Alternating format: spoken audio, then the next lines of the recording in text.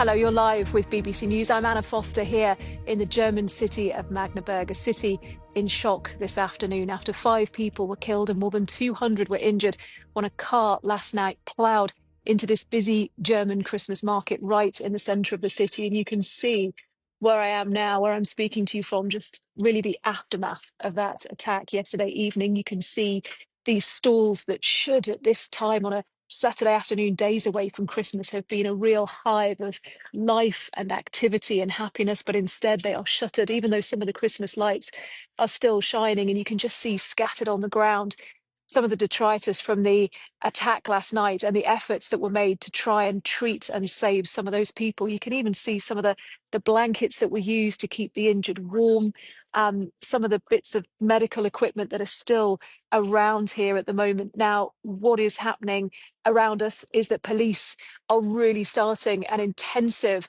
investigation to find out more about how this could have happened in an area that should have been secure. There have been attacks on Christmas markets here in Germany before, notably one in Berlin in 2016. And places like this do have security. Just down the road from here, there are big concrete blocks designed to stop cars going in. But what we saw last night was some really graphic CCTV pictures captured from one of the nearby buildings of this car coming off the road and ploughing at speed between these rows of stalls at the Christmas market. You could see people just being thrown out of the way with force. 200 people, as we were saying, have been injured here, really putting pressure on the local hospitals, a lot of people that they've had to treat. And what we have here this afternoon, as well as people, I just want to show you actually around the other side of the camera and just some of the people who've come out here in the city this afternoon. They've come out to lay flowers. They've come to light candles. Many people you can see just on the other side of the road there are just standing in silence and contemplating this scene. And it is a very sizable Christmas market area as well. It's a big square right in the centre of the city. And all the way around to the other side are scenes like this one, people just trying to work out really what happened last night. Some people here in tears, thinking about loved ones, thinking about friends who were involved in that attack yesterday. And many people, as you can see, are laying flowers and are lighting candles as well. Now, the German Chancellor, Olaf Scholz, has been here in the last couple of hours. He has promised a full investigation into what has happened. We know that the man who was arrested is from Saudi Arabia, but he's been here in Germany for nearly 20 years, a doctor, 50 years old. Very little at this stage known officially about his motivation, although Germany's Interior Ministry did say in the last hour or so that they believe that there was possibly an Islamophobic motivation to this attack. But again, there is a lot of detail that we still need to know, that we're still waiting to find out about. And our correspondent, Damien McGuinness, has the latest. Decorations still festoon Magdeburg's Christmas market, but the mood is desolate as local people try to come to terms with last night's fatal attack. Festive night out turned into a nightmare when a man fatally ploughed a car into a large crowd. Das Auto dann vorbeigerast. The car sped past us and the police ran after it. Other emergency services arrived, evacuated people and diverted traffic. People were still panicking and screaming. The suspected perpetrator, a Saudi-born doctor who first came to Germany in 2006, has been arrested. Police are still working to uncover the motive. With all of Germany in shock, German Chancellor Olaf Scholz has come to the site of the tragedy together with regional leaders. Was für eine furchtbare Tat ist das? It is a dreadful tragedy that so many people were killed and injured. It is a dreadful catastrophe. We send our sympathy to those who are injured, and I express the solidarity of the entire country. The devastation left behind by the attack at the Christmas market is still very visible. Politicians were just here a few minutes ago to pay their respects, but the mood is febrile. Local people were shouting and booing as politicians left because they feel the security just wasn't good enough. Christmas markets are a traditional part of German life at this time of the year, something everyone goes to, so people are in shock, asking why this happened. Well, it is so sad that something like this happens. We are protecting ourselves with bollards and everything. It is terrible, especially now at Christmas time. As people here mourn, the search for an answer goes on. And that really is the prevailing mood here this afternoon, that sense of solemnity, that sense of mourning, that sense of real shock and disbelief that just a few hours ago something so terrible happened in the heart of this community, and people really still unable to work out why or to get the answers that they so seek. And of course, we're hearing those stories as well from people who were here as this happened. It was so unexpected. Damien was talking there about some of the security. There are big concrete blocks around parts of this Christmas market to separate the road and the market stalls. But of course, it looks in this case very much like there was one that just wasn't small enough to actually make a gap that a car couldn't get through. And that is how all of this unfolded last night. And people have been really describing those scenes that happened yesterday evening. Well, this is quite touching. We saw how they were guided away. We saw all the blood. It was quite extreme. Well, we were happy. We went carousel riding with our child. I have a 9-year-old son, and he was so happy. Thank God we were not exactly where it happened. Yes, and it was quite moving. We all helped where we could. We received gloves and thermos blankets. It was touching. I don't want to experience this again.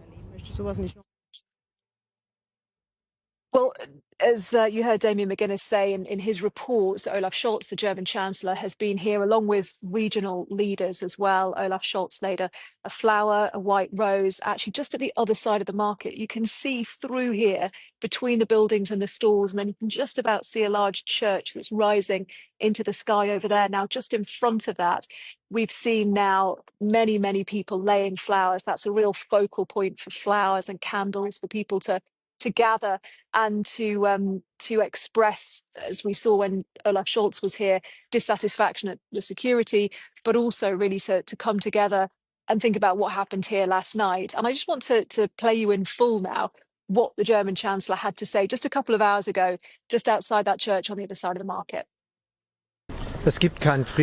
Normally, a Christmas market is a very peaceful and joyful place. People come together just before Christmas, in Advent, in the run-up to Christmas, to enjoy Christmas, to think about Christmas, to drink Glühwein and to eat grilled sausages. What a dreadful tragedy it is that so many people were injured and killed with such brutality in a place like that. We've now heard that more than 200 people have been injured. There are 5 fatalities so far. And so many people are critically injured that we are severely concerned about what will happen to them. It's a dreadful catastrophe. We'd all like to express our empathy and sympathy to those who are injured and to the families of those who are injured, to the families of those who have been killed. And I'd like to express the solidarity of the entire country. We're all profoundly touched and shocked by this, and we need to stand together and pull together, and will indeed do so. It's very impressive that so many people stepped in to help immediately, including all the people who are working at the Christmas market and visiting the Christmas market. It's impressive to see that the police and the fire brigade responded so rapidly, and many people came to help to really provide tangible assistance straight away. It was very moving for me to talk to the people who were working here as first responders. After you've had that kind of event, it affects everybody. Everybody has to respond rapidly, and the professional response has meant the situation's not even worse than it already is. At the same time, though, we know that this is something that helpers will also be affected by. The emergency service will have to struggle with the memory of this as well. Right across Germany, providing support to the emergency services in this kind of situation, so that nobody is left alone with their memories. And that's even more the case for those who are injured, for the families for the families of the victims as well. We're providing support in hospitals and moving forward as well to get to grips with this catastrophe and its ramifications, these innocent victims of this dreadful, crazy deed. It's important now that we investigate in detail with great precision what has happened. We need to look into all of the background to this deed. We're providing all of the resources required to do that. Of course, we need to investigate the perpetrator in depth and his deed. And of course, subsequently draw the requisite consequences and respond. What's important to me is that when you have this kind of atrocity happening, this kind of dreadful incident with so many people killed and injured, it's almost actually to the day, the anniversary of the attack at Breitscheidplatz in Berlin. And it's important to me that we stand united, that we talk to each other, we enter into dialogue, that we do not disseminate hatred. We remain a community that has a shared future. We should not allow those who wish to sow hate to do so. But of course, the perpetrators cannot get off scot-free. They must be punished for what has happened in all cases. That is also part and parcel of our shared future.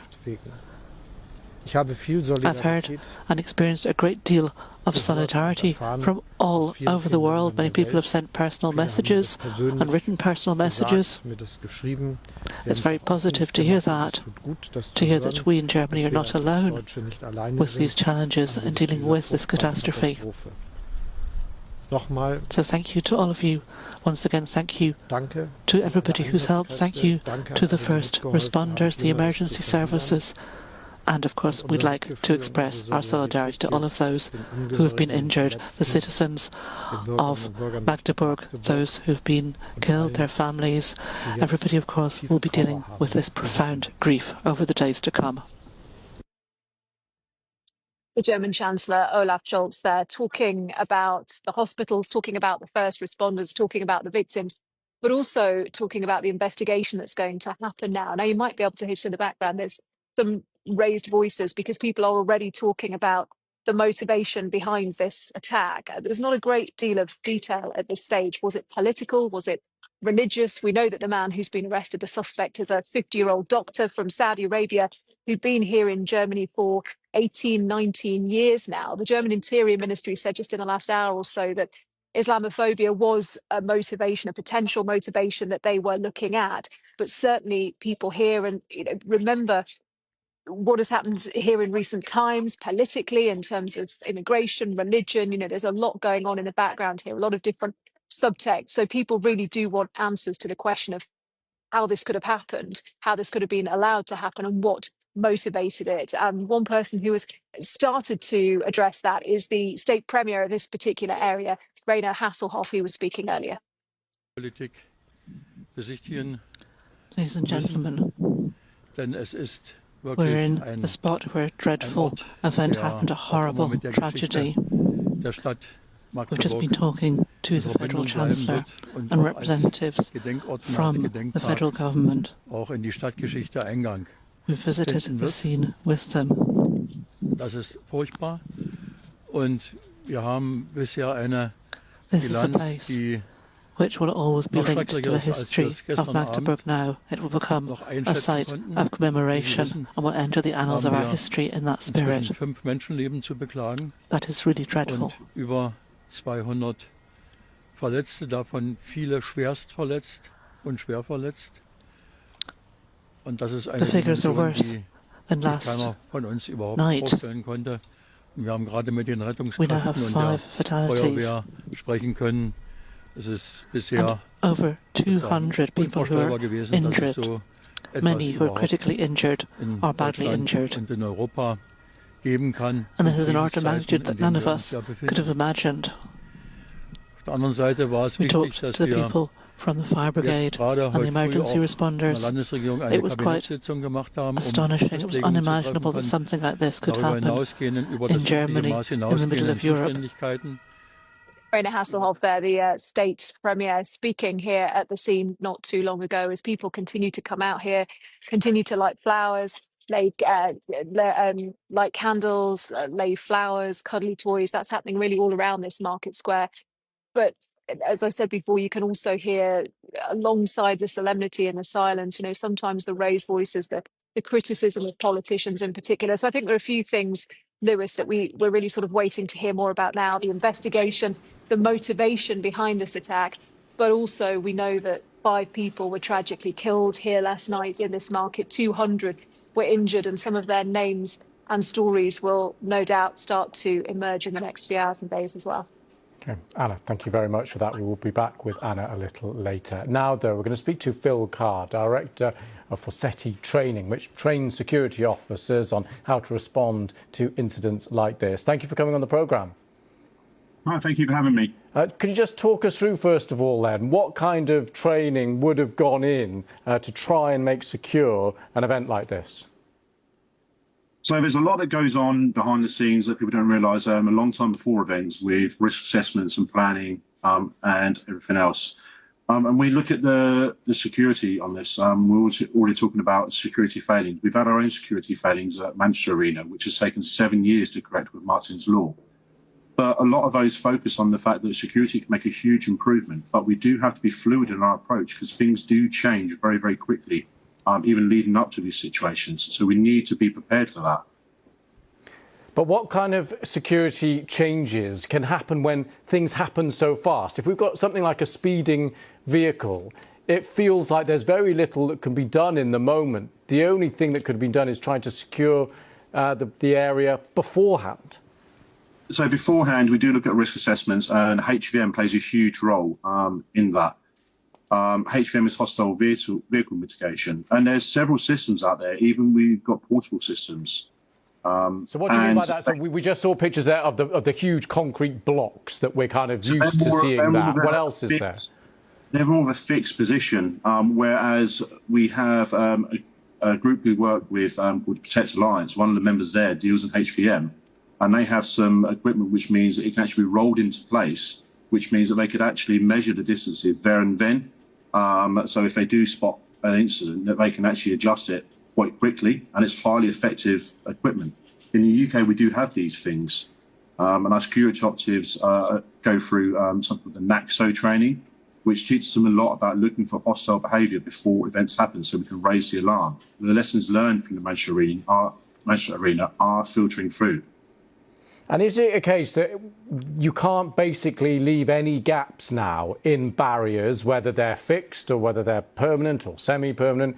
You just won't be able to leave any gaps wide enough for a car to go through, or is that in any way practical? I think there's always a solution, and there's a lot of factors that come into the results of that. But what we have to remember is that when people are looking to plan these type of attacks, they're looking for the weaknesses, they're looking for the softer targets. Unfortunately, they always find them. It's the people who don't think it will happen to them that it normally happens to, because the preparation is not quite there, because it's just like, it's never happened to us, it will never happen to us. So they do some preparation, and the opposite side are more alert to this. And what about numbers? What about resources? Is it a case that simply you always could do with more people on the ground, more people involved in those risk assessments beforehand, and more people there at the events themselves? There's always scope for hindsight to turn around and saying we could put more security, more eyes on the ground, we could put more cameras, we could put more HVM in. They do have strict policies they have to follow for legal requirements in order to hold these events. So a lot of people are meeting those requirements. But there's moralities like, well, where do you draw the line? Because these events are on as a business, and they do have to consider factors like that within their planning. We could put 400, 500 security officers on an event of like 1,000 people, but if something happens, we'll always question, was that enough? So it's a very difficult question to answer in that respect. With hindsight, yes, we can do more, but in planning, they're doing what what is necessary. And just lastly, is there any kind of technology either available now or coming down the track shortly that can really help with that very fast response to very quick moving security breaches that happened like last night? Absolutely. So we focus a lot on the first aid side of things, and security operatives in the UK now have to be first aid trained. And we're seeing, with the advent of problems we have over here, the introduction of bleed kits and the items like tourniquets and hemostats coming in. Security operatives are in a position where they can respond exceptionally quick to these circumstances. We're not taking anything away from the emergency services. They are amazing and they are brilliant at what they do. But it does take minutes to get them there. With security operatives, we are normally on top of situations. So them having that equipment can mean the difference between talking about injuries and deaths, unfortunately.